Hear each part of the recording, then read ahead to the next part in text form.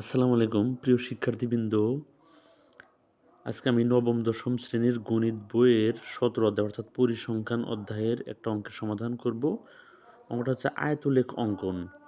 তাহলে একটা সারণী দেওয়া থাকবে, অর্থাৎ প্রশ্নে এইটা যদি দেওয়া থাকে, এই যে এইটুকু প্রশ্নে যদি দেওয়া থাকে, এই যে এটুকু, এটুকু প্রশ্নে দেওয়া থাকলো, আর এখান থেকে গ নাম্বার বললো যে আয়তলেখ অঙ্কন করো। সেক্ষেত্রে আমরা কিভাবে কি করব?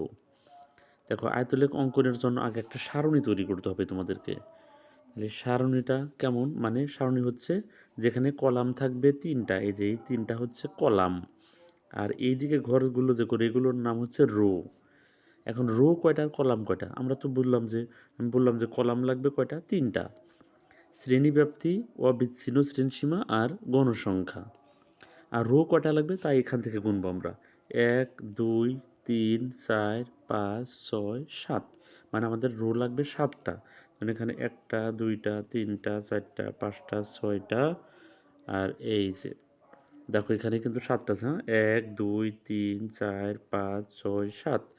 আর শ্রেণীব্যাপ্তি, অবিচ্ছিন্ন শ্রেণীসীমা আর গণসংখ্যা হচ্ছে কলাম লাগবে ৩টা। তাহলে শ্রেণীব্যাপ্তি আর গণসংখ্যাগুলো কিন্তু প্রশ্ন দেওয়া আছে, শুধু আমরা অবিচ্ছিন্ন শ্রেণীসীমাটা বানিয়ে নিলাম। কীভাবে বানালাম? এখানে আছে ৩১ থেকে ৪০, তারপর আছে ৪১ থেকে ৫০। দেখো এই যে ৪০ আর ৪১, এই দুইটা জিনিস কিন্তু বিচ্ছিন্ন, মানে একই জিনিস না হলে সেটা বিচ্ছিন্ন। একই জিনিস যেহেতু না, তার মানে এরা বিচ্ছিন্ন। এদেরকে আমরা অবিচ্ছিন্ন বানাবো। তাহলে অবিচ্ছিন্ন বানানোর নিয়মটা হচ্ছে, এই যে ৩১ আছে, এটা থেকে 0.5 মাইনাস করতে হবে, আর এটার সাথে 0.5 যোগ করতে হবে। তার মানে ৩১ থেকে যদি আমি ৩১ বিয়োগ 0.5 এভাবে যদি দিয়ে দিই আমি, যে ৩১ বিয়োগ 0.5, তাহলে আমরা পাবো হচ্ছে 30.5। তাহলে বুঝতে পারলে কি করলাম আমি? তাহলে তাহলে এই ৩১ থেকে যদি আমি, এইটা থেকে যদি আমি 0.5 বাদ দিই, তাহলে 31.5 হবে। আর 40-এর সাথে যা আছে তার সাথে শুধু 0.5 লাগা দিতে হবে। তার মানে আমি যদি সহজ কথায় বলি, প্রথমগুলো যারা আছে মানে যে নিম্ন সীমাগুলো, তা থেকে কি করবে তোমরা ১ কমা দিয়ে 0.5 লাগা দিবা। আর পরেরগুলো যা আছে শুধু তার সাথে 0.5 বসা দিবা। এই যে 0.5। দেখো ৩১ আছে, ১ কমা দিলাম 30.5 দিলাম। ৪১ আছে, ১ কমা দিয়ে 40.5। যদি থাকতো ৩৭ তাহলে ৩৬.5। যদি থাকতো ৪২, ৪১.5। যদি থাকতো ৪৯, ৪৮.5। এইভাবে মোট কথা ১ কমাতে 0.5 লাগে দিবা। আর পরেগুলো যা আছে তার সাথে শুধুমাত্র 0.5, এই যে 0.5 বসা দিবা। তাহলে দেখো এখন 40.5, 40.5 সেম হয়ে গেছে কিন্তু। আর এইদিকে তো গণসংখ্যাগুলো তো প্রশ্নে আছে, অর্থাৎ এই যে প্রশ্নে আছে এখান থেকে নিছি। এই যে, তাহলে আমরা কি করলাম? এই যে এইগুলো এখানে আমরা এখানে বসে দিলাম, আর এই যে গণসংখ্যাগুলো আমরা এই যে এখানে বসে দিলাম। এভাবে একটা সারণী হয়ে গেল। আচ্ছা, সারণী হওয়ার পরে এখন আমাদের কি করতে হবে? এখন গ্রাফ করতে হবে। তাহলে গ্রাফটা কীরকম দেখি আমরা। গ্রাফে গ্রাফটা মূলত আমি এখান থেকে যদি আঁকাই, তাহলে গ্রাফটা হবে এরকম।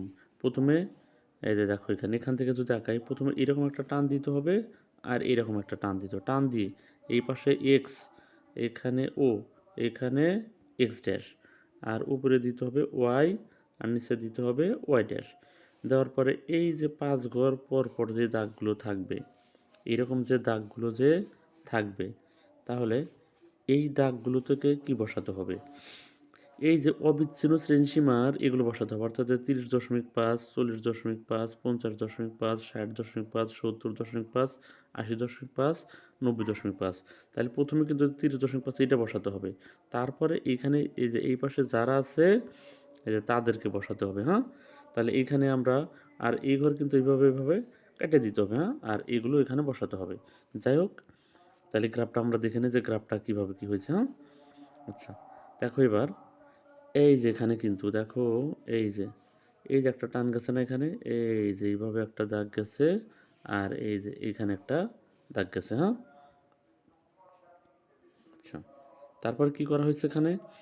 এই যে এইভাবে দাগ দেওয়ার পর এই যে এটা কেটে দেওয়া হয়েছে। আর এই যে 30.5 আমি যেগুলো বললাম সেগুলো কিন্তু এখানে 5 ঘর পর পর এখান দিয়ে। আচ্ছা, তারপরে আর এই যে 30.5 থেকে 40.5 এখানে কত ছিল? দেখো 30.5 থেকে 40.5, অর্থাৎ এই যে এইটা থেকে কত ছিল, এখানে 5 ছিল, তাহলে 5 ঘর উপরে চলে যাবে। আর পরেরটাতে কত ছিল, 9 ছিল, তাহলে 5, 9, 14, 18 এগুলো এখানে আমাদের বসাতে হবে। দেখো এই যে 5, তাহলে 30.5, 30.5 থেকে 40.5 কত ঘর উঠে গেছে, এই যে 5 ঘর উঠে গেছে। হ্যাঁ, তো এটা কিন্তু তাহলে এই যে 5 ঘর উঠে গেছে। হ্যাঁ, তারপরে 40.5 থেকে 50.5 এখানে কত ঘর হয়েছে, যে 9 ঘর। হ্যাঁ, তার 50.5 থেকে 60.5 গেছে কয় ঘর, এখানে হচ্ছে 5, 10 আর তাহলে 19, 5, 10, 14 ঘর। হ্যাঁ, তারপর এটা কত, এটা থেকে এটা পর্যন্ত এই যে 5, 10, তারপরে 15, 16, 17, 18 ঘর। হ্যাঁ, আচ্ছা, তারপর এটা এই যে এইভাবে কিন্তু দেওয়া হয়েছে। আর এখানে 5, 10, 15, তাহলে আমরা কি নিচে কি লিখলাম, যে নিচে লিখলাম কিন্তু আমরা অবিচ্ছিন্ন শ্রেণীসীমা, কারণ এগুলো এগুলো কিন্তু অবিচ্ছিন্ন শ্রেণীসীমা। হ্যাঁ, তাহলে এই যে অবিচ্ছিন্ন শ্রেণীসীমা এখানে লিখলাম, লিখে এইদিকে তীর চিহ্ন দিয়ে দেব, আর উপর দিকে লিখবো হচ্ছে, এই যে উপর দিকে আমরা গণসংখ্যা লিখেছি, এখানে কিন্তু গণসংখ্যা লিখে উপর দিকে তীর চিহ্ন। আচ্ছা, এখন এখন ইচ্ছা করলে এই যে ঘরগুলো আছে, এই ঘরগুলো তোমরা ইচ্ছা করলে কিন্তু, অর্থাৎ এরকম করে করে মানে এটা সাজিয়ে দিতে পারবে, মানে এগুলো ভরাট করে দিলা তাও হবে, ভরাট না করে দিলেও হবে, সমস্যা নেই, তবে ভরাট করে দিলে একটু ভালো হবে। তাহলে এইভাবে আমরা এগুলো যদি এইভাবে ভরাট করে দিই, যে ঘরগুলো আছে, হ্যাঁ, তাহলে এইভাবে আমরা ইচ্ছা করলে এইভাবে ভরাট করে দিয়ে দিতে পারি, তাহলে গ্রাফটা দেখতে একটু সুন্দর লাগবে, অর্থাৎ আয়তলেখটা এভাবে আঁকানো যাবে। হ্যাঁ, তাহলে এইভাবে তোমরা প্র্যাকটিস করো, আমি যেভাবে দেখালাম, এটা হচ্ছে আয়তলেখের নিয়ম। হ্যাঁ, আচ্ছা, এবার এবার আমরা এই যে গ্রাফের বর্ণনা লিখব, তাহলে বর্ণনাটা কেমন, আমি লিখছি, এখানে লিখছি, আমি মনে করি ছক কাগজে এক্স ও এক্স ডট ও ওয়াই ও ওয়াই ডট যথাক্রমে এক্স অক্ষ ও ওয়াই অক্ষ এবং ও মূলবিন্দু। তারপর লিখলাম এক্স অক্ষ বরাবর অবিচ্ছিন্ন শ্রেণীসীমা এবং ওয়াই অক্ষ বরাবর গণসংখ্যা বসিয়ে উপাত্তের আয়তলেখ অঙ্কন করা হলো।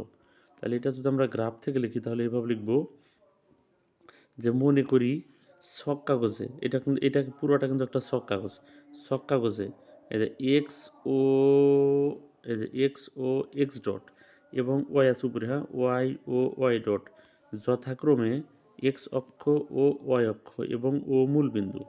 প্রত্যেকটা গ্রাফে কোনো কিছু কাজ করলে এটা লিখতে হবে।